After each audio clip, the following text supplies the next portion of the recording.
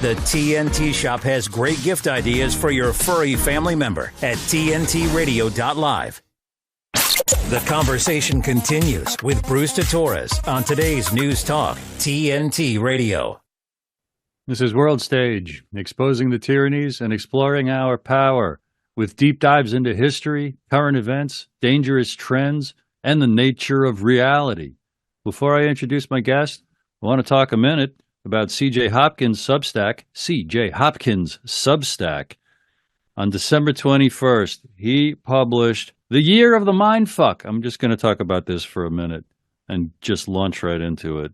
I love him. I love his writing, and I love his passion for freedom of speech, and sarcasm and wit.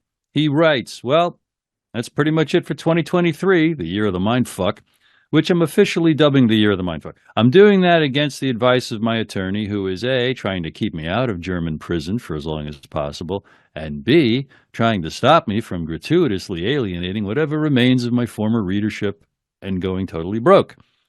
I'm not making that particularly easy for him. He's being prosecuted for the cover of a book he published in Germany, I think called The New Normal Reich.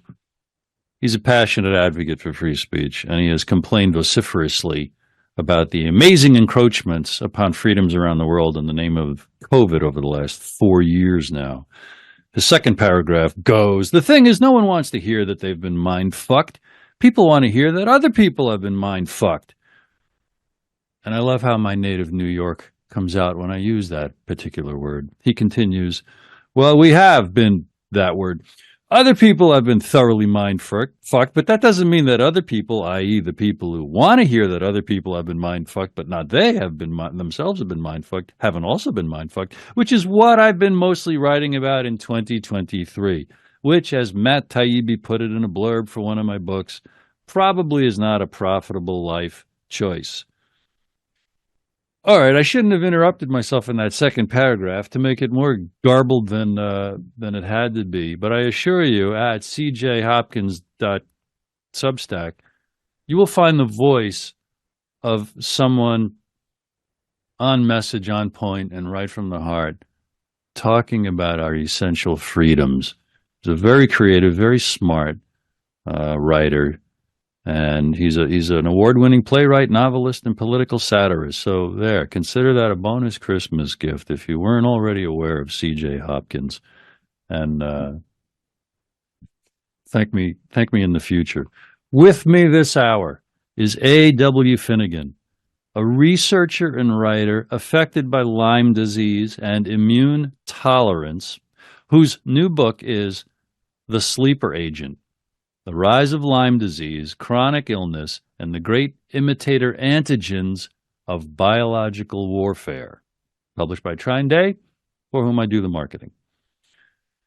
This book documents the secret history of biological warfare fought between global superpowers since the Spanish flu of 1918, the bioweapons of Eric Traub, and the weaponized ticks, Lyme disease, and many incapacitating agents now overwhelming the Western world, causing an epidemic of chronic disease, mental illness, and cancers.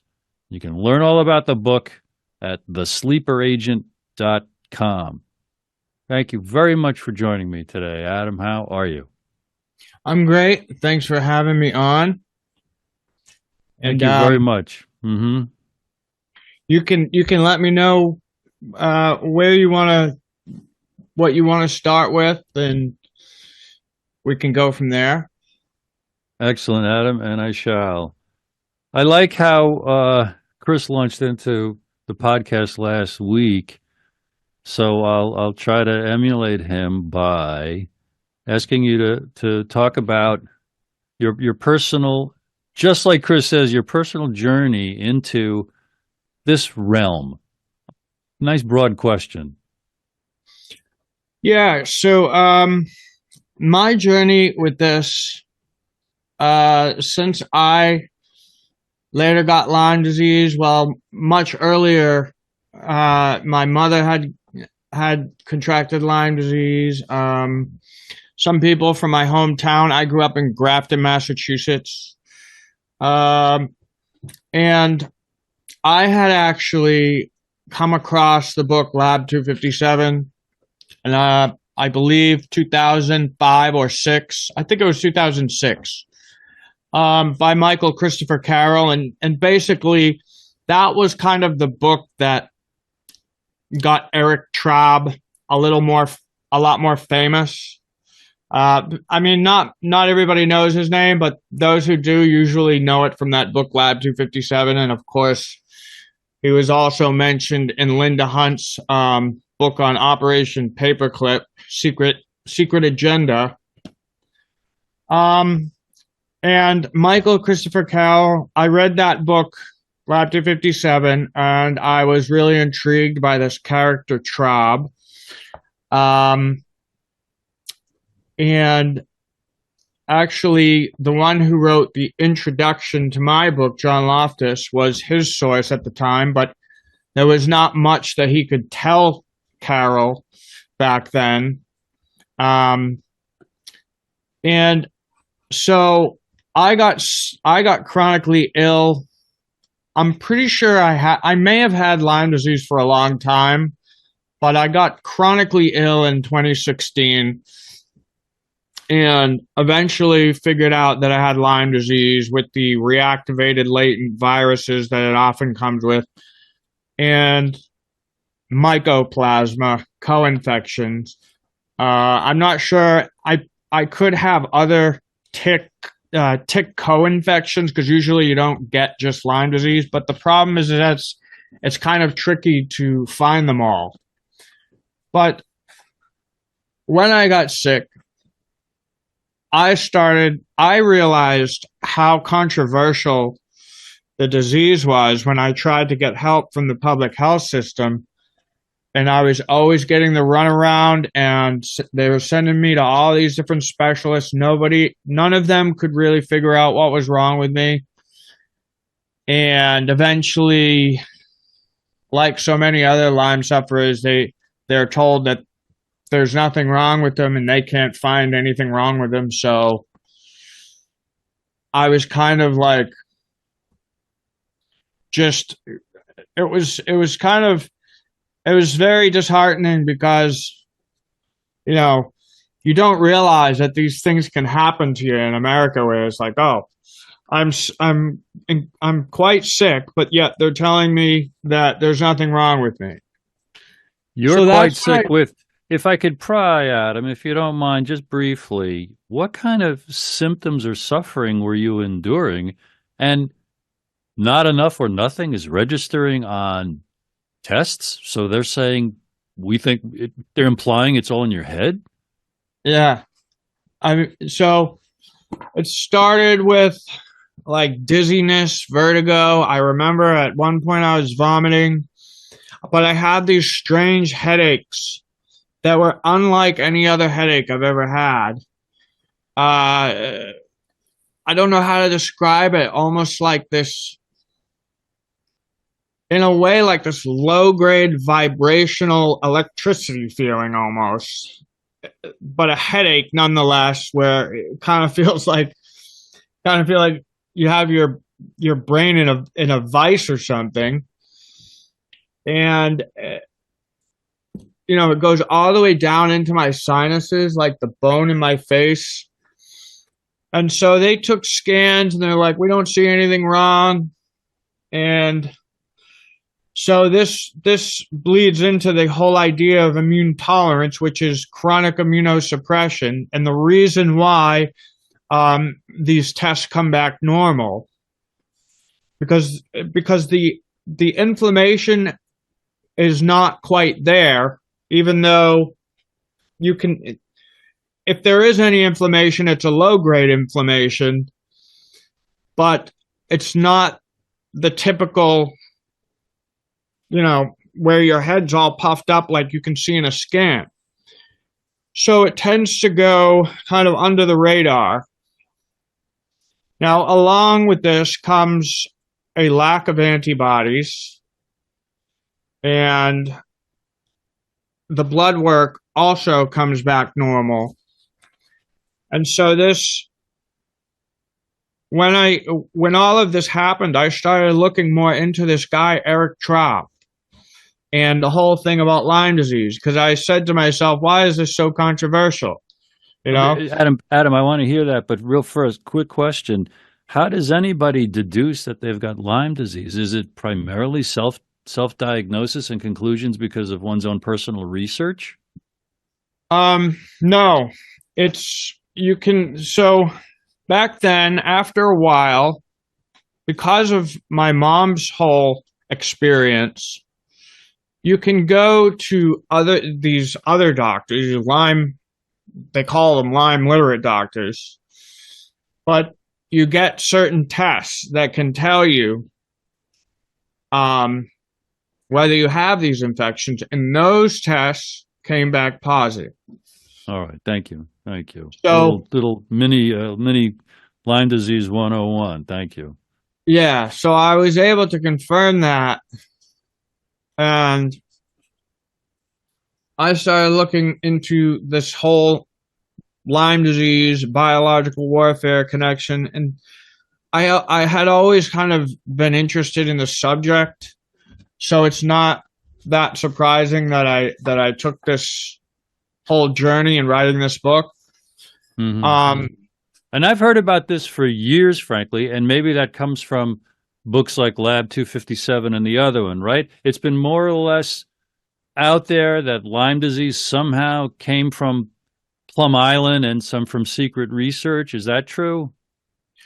Yeah, it was kind of Lab 257 definitely made that connection, but it was only like a brief section in the beginning, because that book was ultimately about Plum Island itself.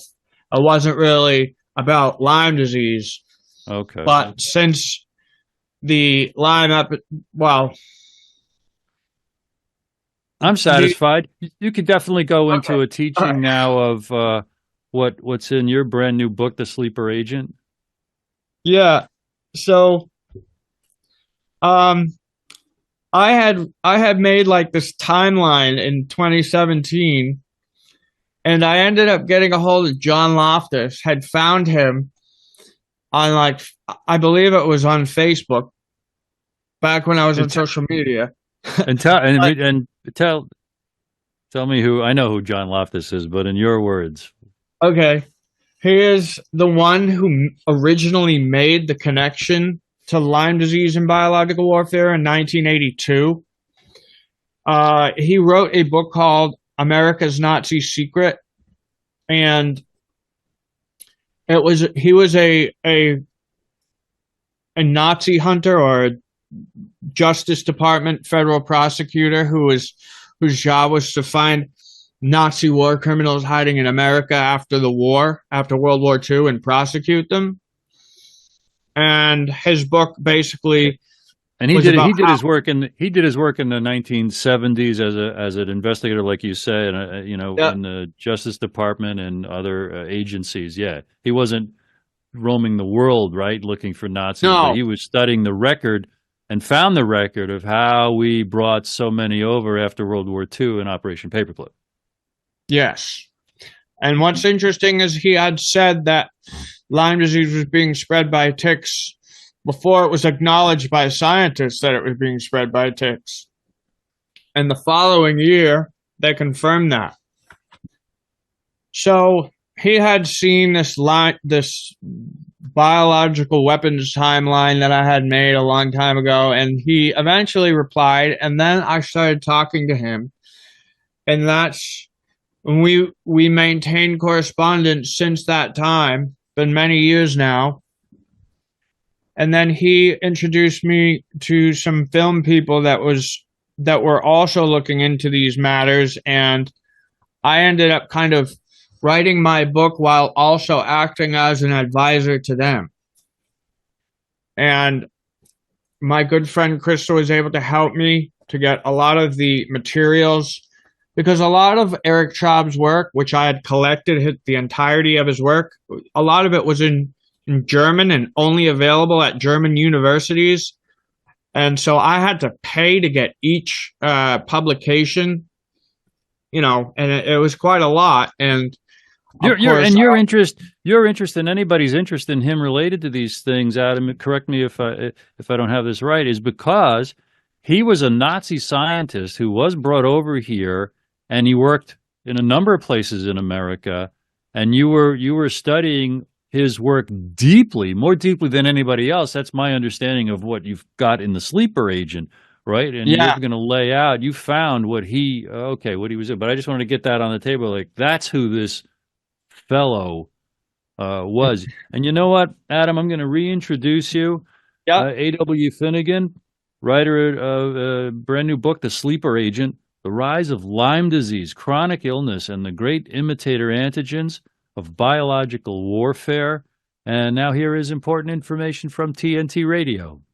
TNT Radio's Joe Hoft. Just a terrible situation there, and Biden was behind it, pushing these arms, pushing billions of dollars over there. We don't know where that money went. I'll bet you money. I'll bet you a huge percent went. I bet you more than 50% didn't go to the people or to the war. It went to people's pockets, kind of like what we have in Palestine with the U.S. since under Biden, Trump shut this down, thank God. But under Biden, Obama, they started sending billions over to that part of the world. These people have been after Israel forever and supported by Iran, and billions of dollars going their way, and to help them, basically create chaos in the Middle East, terrorism, and we saw what happened earlier this year, about a month ago, the 2-1 attack in Israel, and the death and destruction, rape, and kidnapping. More than 240 people kidnapped. Joe Hoft on today's News Talk Radio, TNT. The Light is Britain's far-right conspiracy theory paper spreading hate and vicious lies.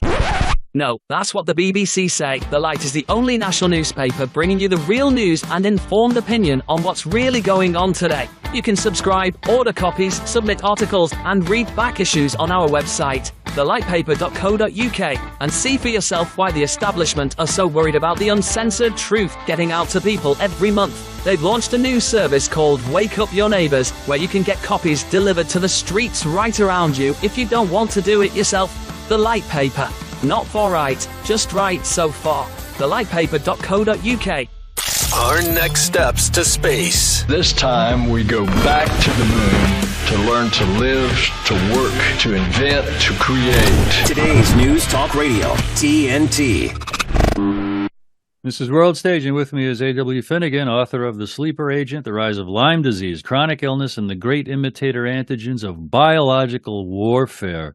And Adam, you have introduced us to Eric Traub, Nazi scientist brought over here, and tell me what was his role in the development of things, and just tell me his history, that as you see fit, based on what's in your book and what you wrote this book in order to tell the world about what's going on.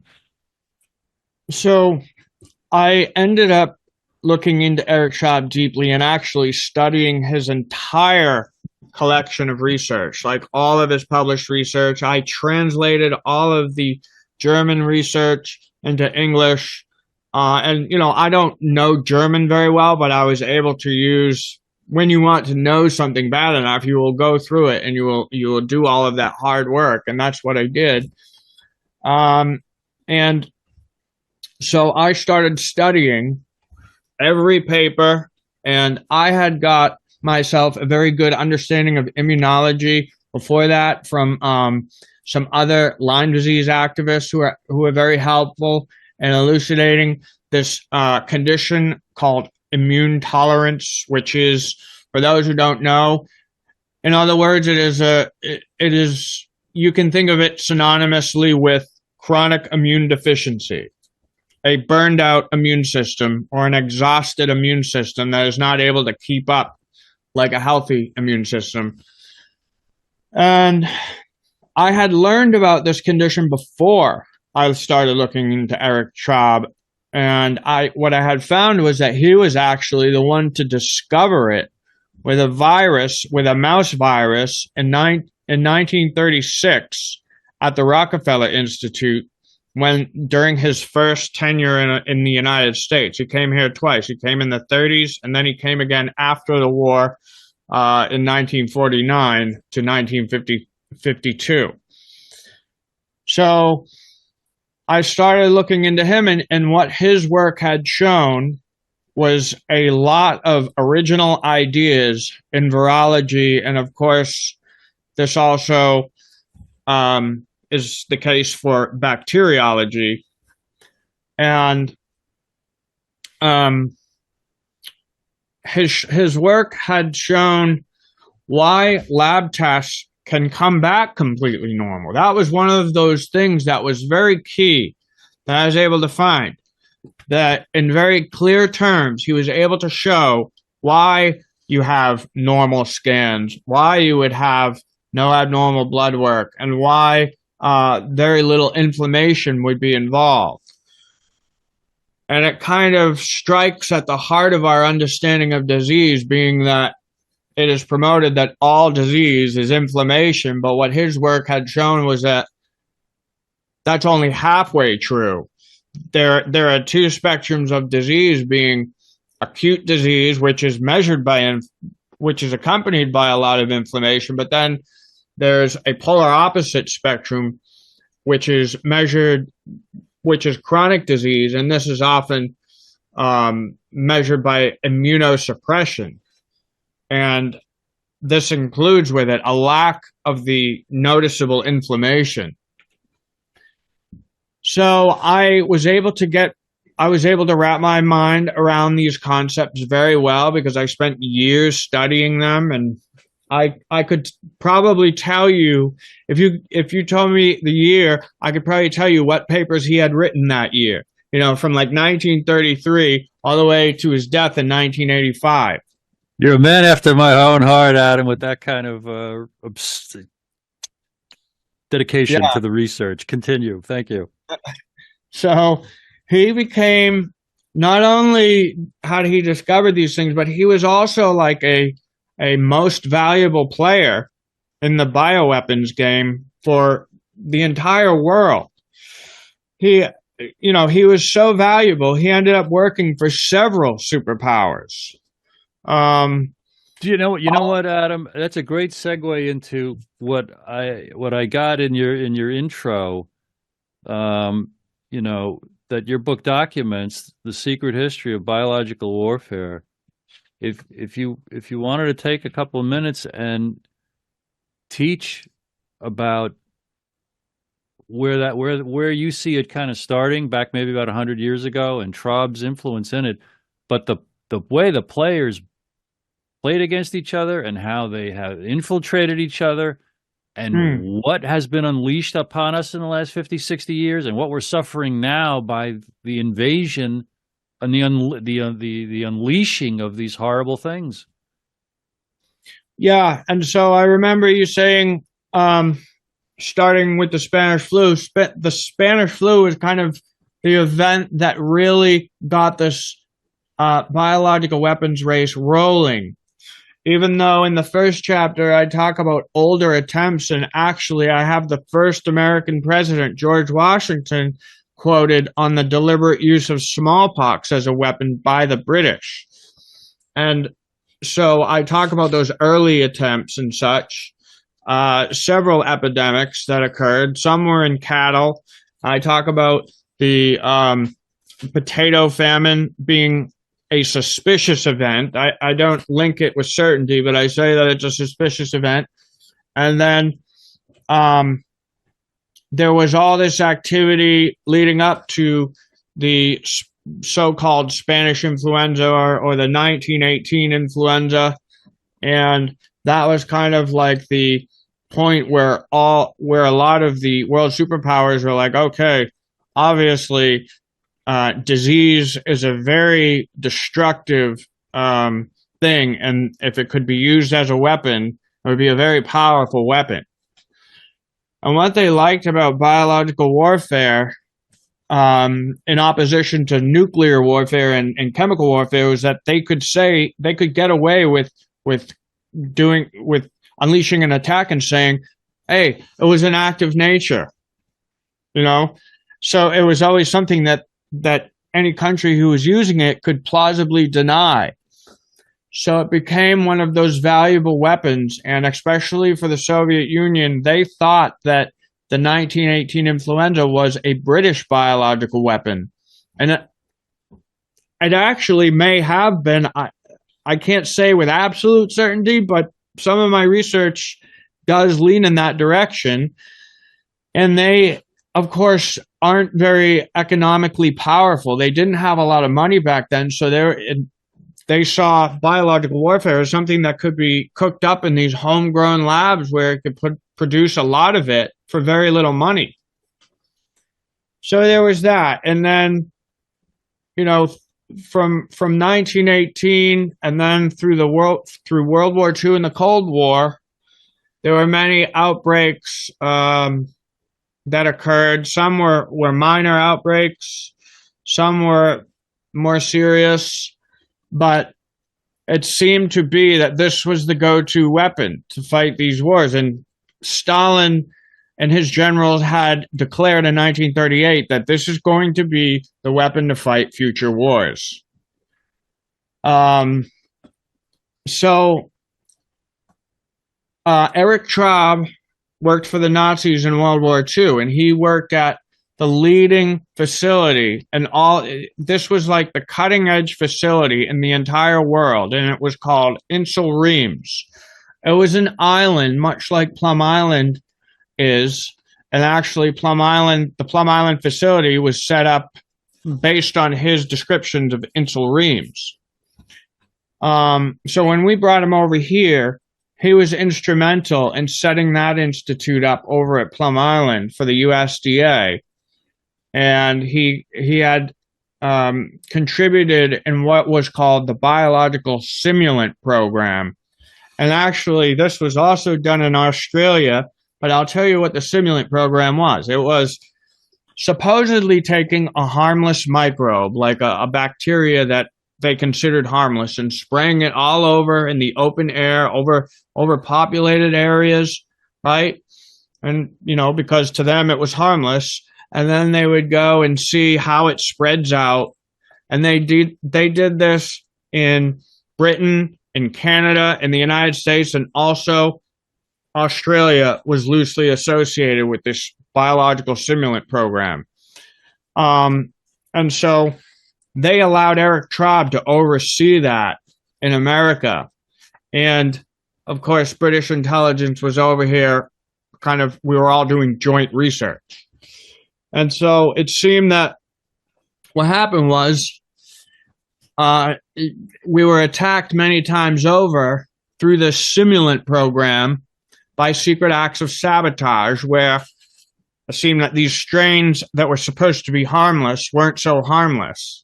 And the cover story for the tests, I'm guessing, were just to see how things spread. Oh, it's harmless. We just want to see how they spread, and then they were hijacked by bad actors. Yeah, I mean, it's kind of ludicrous because these activities are still going on today. And I one question I ask myself is like, oh, okay, but haven't you seen how they spread out already? I mean, it's been 40 years. It's something that is constantly done. And I think it's because they may have additional activities kind of overlapping it. Like, I know, for example, that they were also looking at what standard simulants they could use from vaccine virus strains. So they had cleared vaccinia virus for use as a standard simulant. And then it brings into the mix the question of what are called aerogenic vaccines. Are they doing this in an attempt to try and, vaccinate the population without their knowledge? And there are all these laws that I discuss that allow this kind of stuff, that allow these tests to go on, and nobody is really aware of them. Are those laws that allow it of relatively recent, like maybe 20 years, explaining a lot or some of what happened with COVID recently? 1996, they amended the law which was Title 50, 1520, at least for the United States. And so the original law said that they could test biological agents on a population. And then in 1996 or 1997, they repealed it, and said, they made a new law that said, oh, you have to have permission, right? But then they said, in the exceptions part, they said, well, this doesn't apply if it is peaceful scientific research, or if it is protecting a population against biological agents, which would cover aerogenic vaccines. And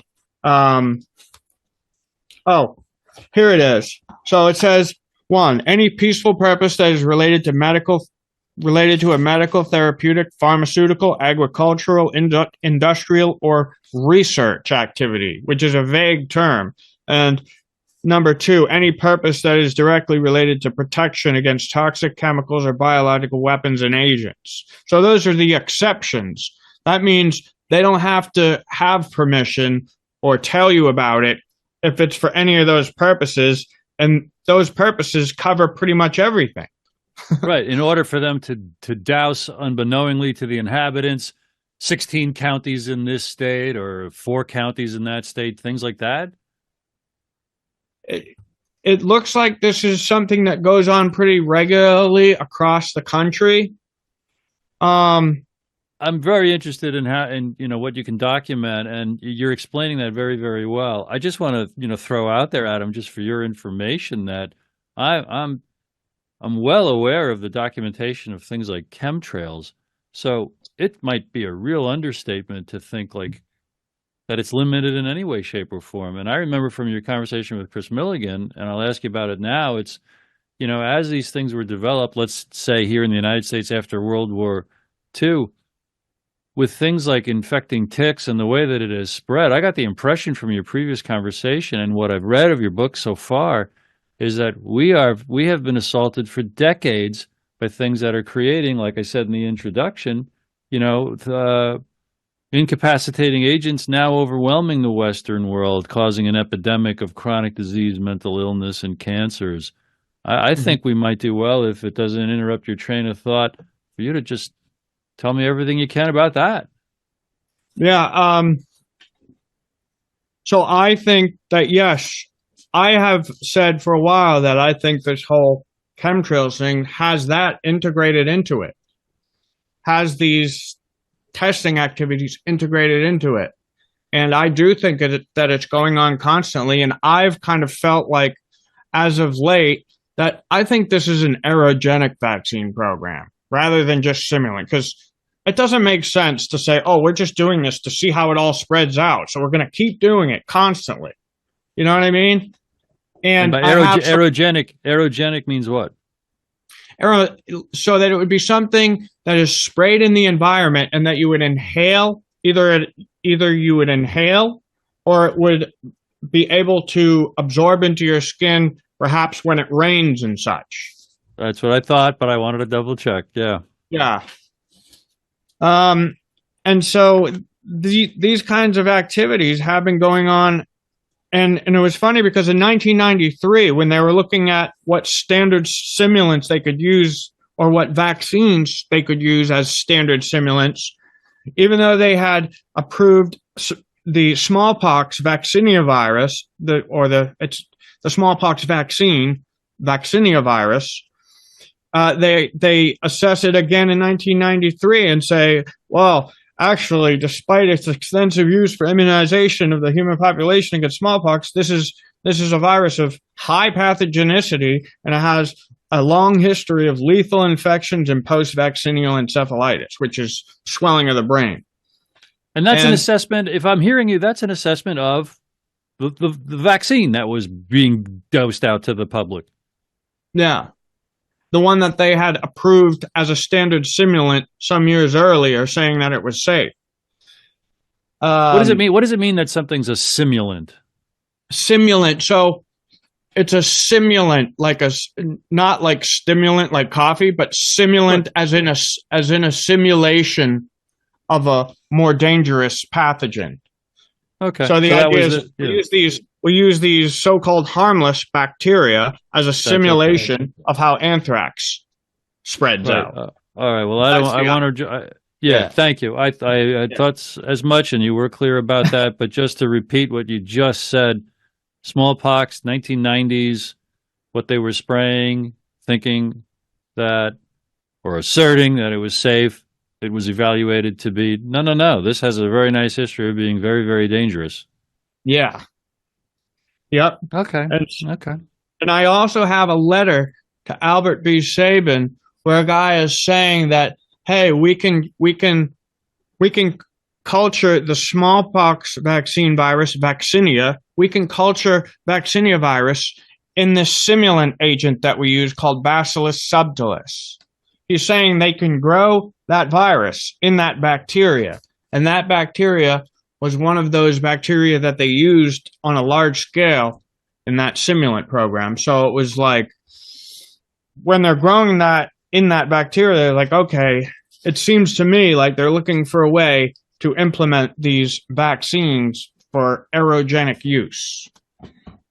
Purportedly as a protection. That's the cover story. The justification, I think, and Right. even when sometimes they say that the road to hell is paved with the best intentions. Sometimes there's a lot of stupidity involved, but then we also have biological sabotage. A.W. Finnegan is with me talking about his brand new book, The Sleeper Agent, The Rise of Lyme Disease, Chronic Illness, and the Great Imitator Antigens of Biological Warfare.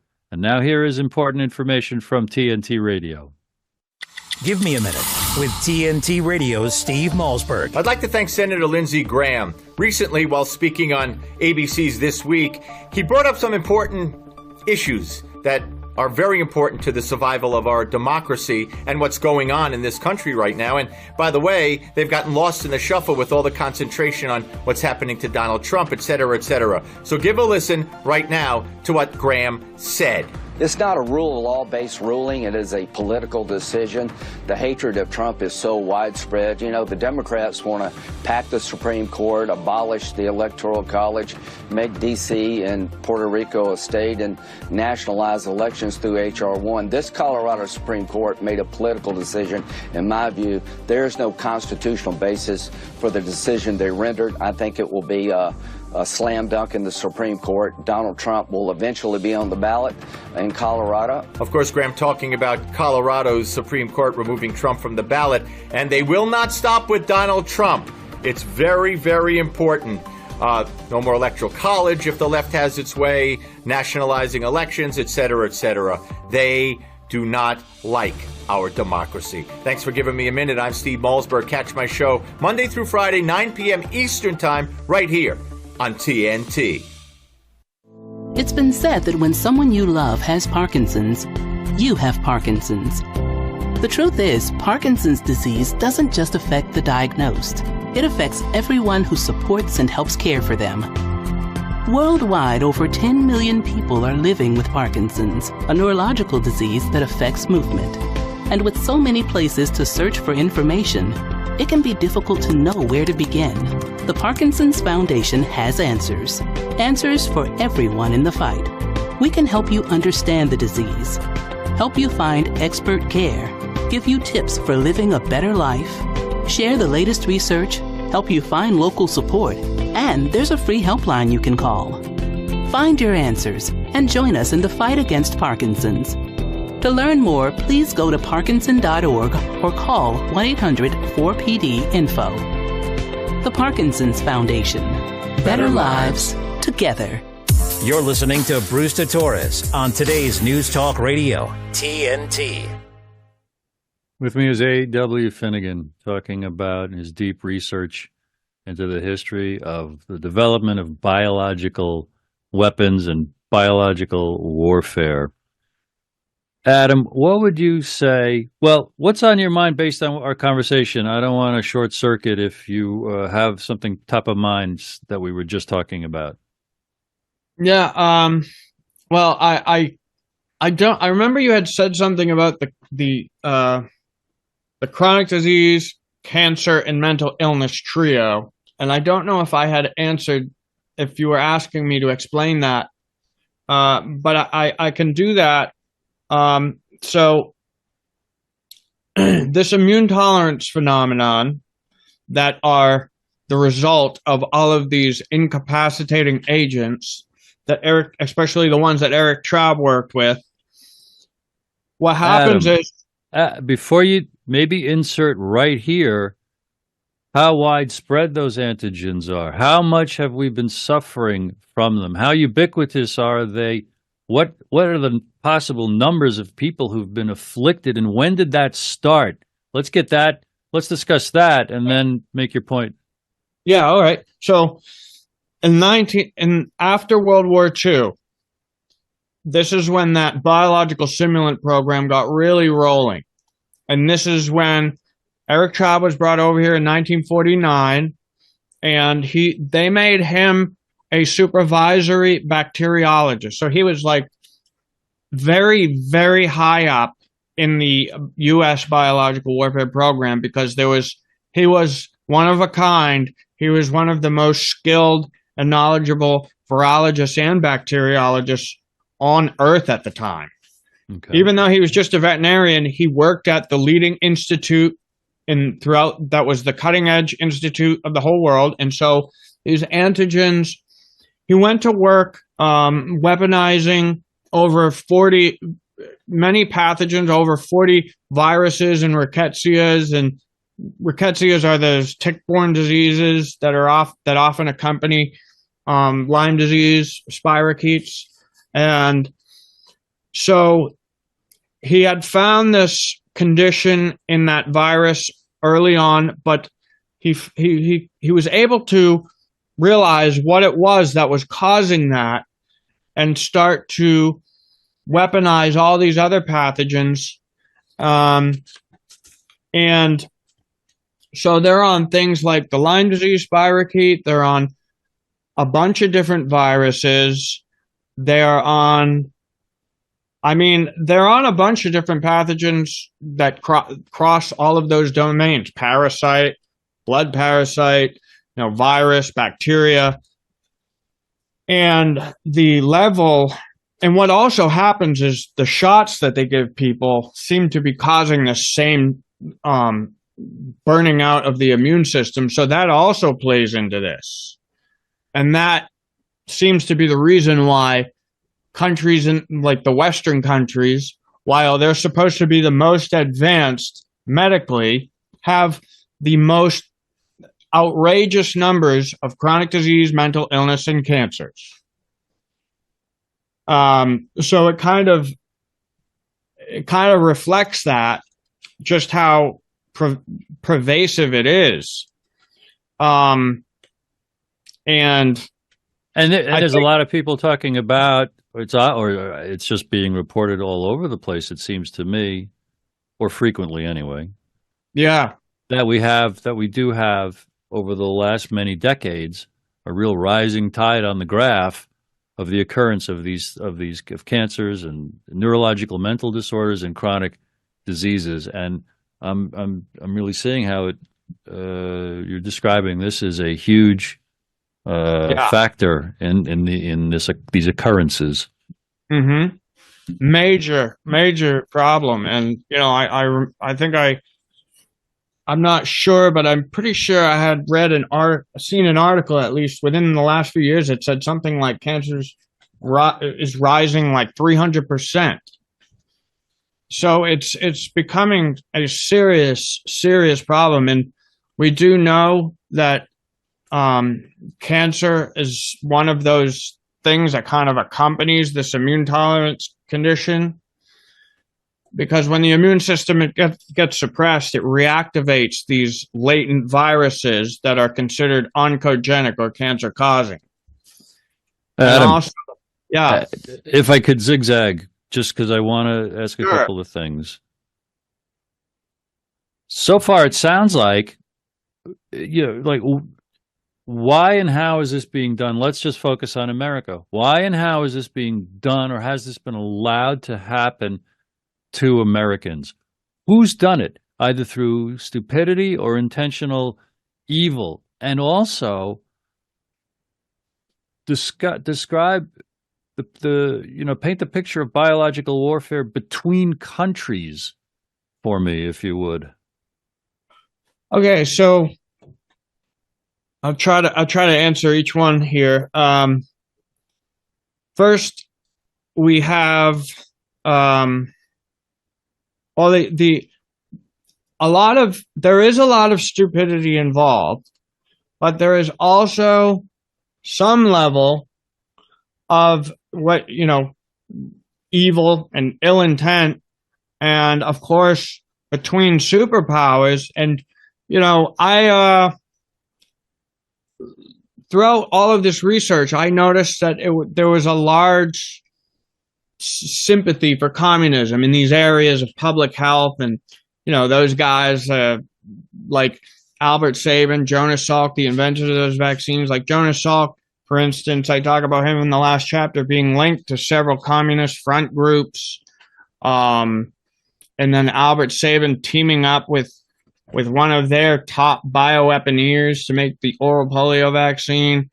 And they obviously had a massive biological weapons program that they were unleashing bioweapons on America through people like Traub and other guys. And so I think there is a lot of stupidity, but I think there's also that sabotage element, that infiltration and sabotage. And I think there's this other book by R.S. Clymer called The Age of Treason, where he's talking about communists that are trying to pass laws in the realms of psychiatry and medicine that are very draconian and using chemicals that are poisons, and as though it would, back up sabotage, deliberate poisoning of the Western civilizations. Communists in America, or Yeah. American researchers and position holders with communist affiliations? Yeah, so sometimes it could be people that have come over from there who were trained at like Moscow University, but also it could also be people that were born on American soil but are very sympathetic to the cause. And a lot of people kind of fell prey to that, especially in the medical fields. For some reason, just a lot of sympathy with communism and socialism. So they, it's not surprising some of the things that I find, but it is kind of surprising at the same time, like allowing someone like Albert Sabin to team up with this MP Chumakov, who was unleashing large-scale epidemics on the Muslim and Mongolian populations over there to test out bioweapons for Stalin. Okay, now, but there's also legacy today with the son of Soviet or Russian bioweaponeer in a high position here. Tell me about him. So that guy that I just mentioned, MP Chumakov, his son is running vaccine safety and review at the FDA right now. He was the one signing off on the COVID vaccine, and he also suggested that we use oral polio vaccine to combat SARS coronavirus 2, which, because that SARS coronavirus is immunosuppressive, that would be a terrible idea if you're giving people this live virus. And he's the current head of at the FDA. Vaccines for the FDA. Okay. Vaccine safety and review. Right, which is an implication worthy of a thorough exploration by itself. But I want to ask you this question. Where you saw communists or communist sympathetic people, was that more or less in the history after World War II? And would you think that, or be comfortable with me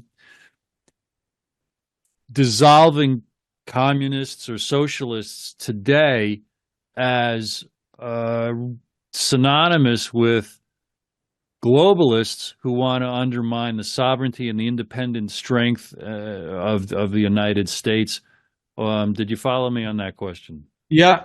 What I have come to find is that those two seem to be synonymous, or at least work together on enough things. I think it seems to me that this is the same group.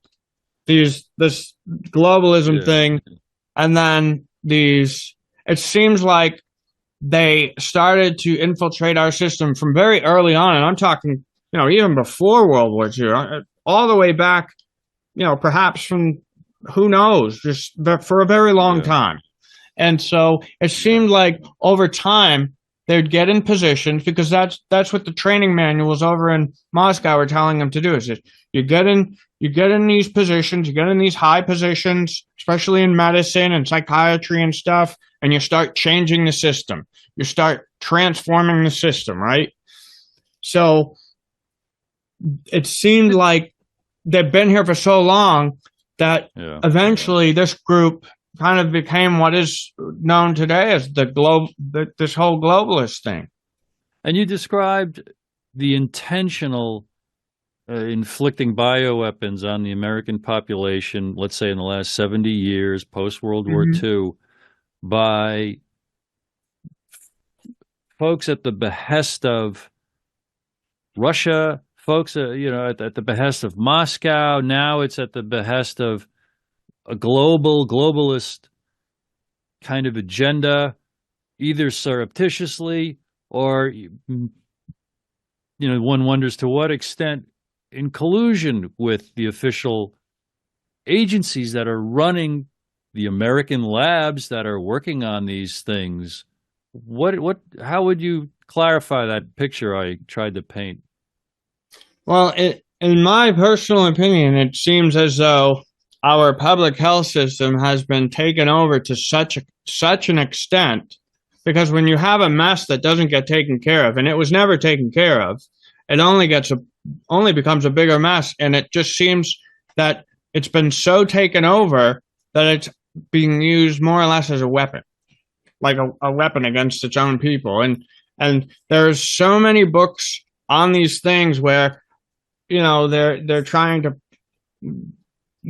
make these horrible chemicals, add these horrible chemicals into things like the food and the water. And so absolutely. And Adam, you and I are just getting to know each other over the last few weeks. And I wrote a book called God School, 9/11 and JFK, The Lies That Are Killing Us and the Truth That Sets Us Free. And it alludes to and references and describes much along these lines that the agencies and institutions that are supposed to protect us with clean air, water, food, healthy, conditions and situations have been co-opted, thoroughly corrupt, too often intentionally experimenting with us, inflicting harm on us. And now with my, over 3 years of research into what's COVID-19, who's Dr. Fauci, Robert Kennedy Jr.'s book, The Real Anthony Fauci, it's conclusive. And I tend to ask questions as if I'm a newbie and a clean slate, for the sake of people listening who are hearing this kind of thing for the very, very first time. But I wanted to say all that, Adam, to brag about myself, to hoist myself up as something of a well-informed colleague, if not peer of yours. And given the horrors, and we've got only a couple of minutes left, Adam, where's the hope? What do you want your book to cause people to do, and how can we help save ourselves? Well, first I want to say I will definitely look forward to reading your book. And second is, even though the information in my book is not, it's kind of disheartening, and some might even say horrifying, I think there's hope in that when there's light shined on these dark areas, the more people know about it, then the less it can hide. That's kind of always been my argument. And, I close the book by saying, I think, obviously this whole scientific, medical... 20 seconds, Adam. Yeah. So I also go through Lyme disease, and I lay out in very good terms the entire story of biological warfare. Continue. You've got more time. And I have you can reach me at my site, thesleeperagent.com, and I have a section called videos where I have a YouTube channel where I clarify a lot of things that are relevant to my book, and a person can get a very good feel for what's in my book by watching those videos. It's an honor to get to know you. I can't wait to read the book. It's an honor to participate in a couple of conversations with you. A.W. Finnegan, the Sleeper Agent. Find it at TrineDay.com. And stay plugged into TNT Radio, lighting the fuse for freedom, and let this inspire anyone who has never had the scary conversations or posted something or written an article or started a Substack. Get into action, and there's way more of us than there are of those trying to hurt us, and we need all hands on deck. This is TNT Radio.